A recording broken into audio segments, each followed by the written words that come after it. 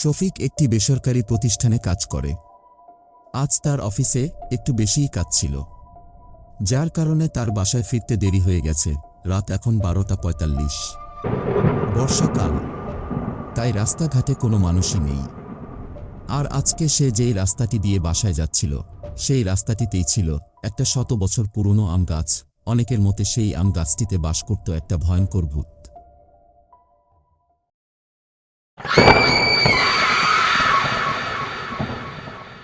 যেই কথা শফিক একদমই বিশ্বাস করত না। তার বাইকটি যখন সেই আম গাছের নিচ দিয়ে যাচ্ছিল, ঠিক সেই সময় তার বাইকটি বন্ধ হয়ে যায়। সে 2-3 বার বাইকটা চালু করার চেষ্টা করল, কিন্তু কোনোই কাজ হলো না। মনে হয় বাইকটা নষ্ট হয়ে গেছে। আজ এমনেতেই দেরি হয়ে গেছে, তার মধ্যে এই বাইকটাও নষ্ট হতে হলো। রাস্তায় কোনো মানুষও নেই যে সাহায্য চাইব। দেখি ফাহিম জেগে আছে কিনা, তাহলে ওকে বলবো ওর বাইকটা নিয়ে আসতে। ফাহিম হলো তার ছোট ভাই। ও একটা ছোটখাটো কোম্পানিতে চাকরি করে।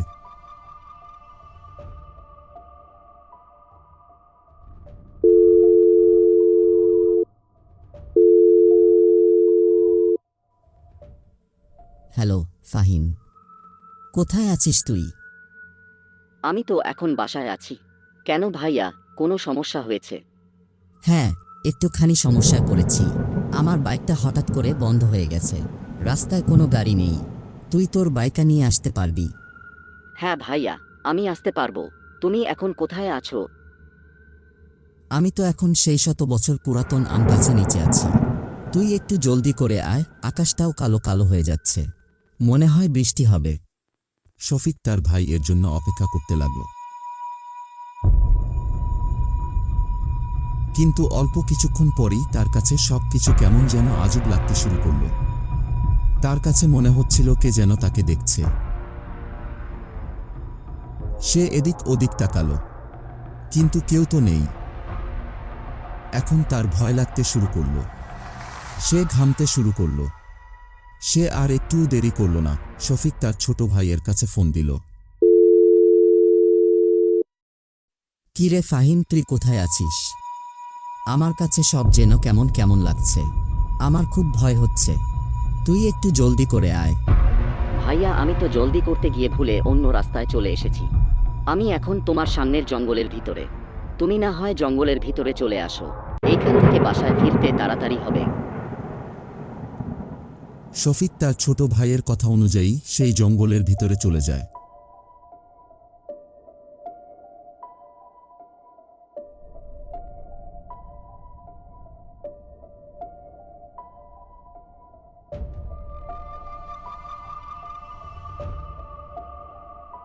কিন্তু কোথায় তার ভাই? এখানে তো কেউ নেই। হঠাৎ তার উপর পানির মতো কি যেন পড়ল। সে মনে করল হয়তো বৃষ্টি পড়ছে, কিন্তু না, এটা পানি না, এটা রক্ত। তো সে যখন উপরে তাকালো, সে দেখল তার ভাইয়ের লাশ গাছের উপর ঝুলছে, আর তার পাশেই বসে আছে একটি গলাকাটা ভূত।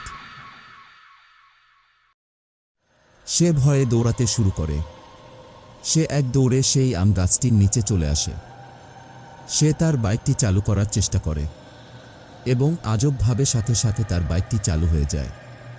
সে পুরো গতিতে তার বাইকটি চালাতে শুরু করে, কিন্তু সে বারবার ঘুরে ফিরে সেই আম গাছের নিচেই চলে আসছিল। হঠাৎ সে দেখল সেই গলাকাটা ভূতটি তার দিকেই হেঁটে হেঁটে আসছে।